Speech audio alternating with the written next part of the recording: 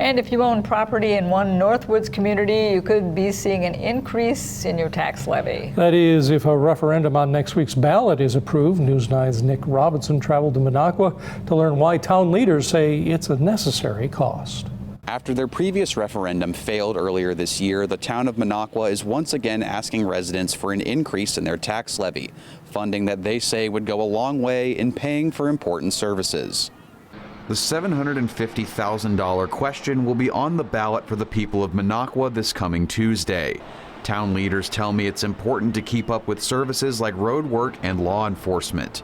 Town Supervisor Billy Freed says the current levy, which is from the 1990s, is no longer able to keep up with inflation. It's almost like your father saying, I'll give you $2,000 for the year to go to college, and then you're in year 20 at the college and he's still giving you the $2,000, and it doesn't meet what the cost of books and food costs. He said he's not sure what services may have to be reduced if the referendum fails, but no matter what, it wouldn't be good for the town. Does it mean less library hours? Does it mean turning law enforcement over to the county? Does it mean no spring cleanup?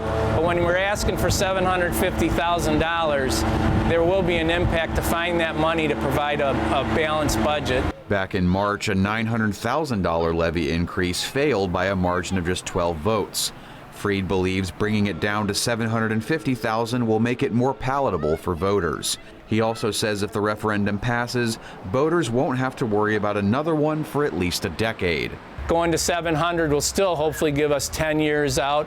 If we can stretch it more and things change with how you can get some revenue or funding through the government or federal government, hopefully it could last longer. Freed said he's met with several townspeople on the matter and has his fingers crossed for Election Day. If the referendum passes, Freed says it will be available for the 2025 budget.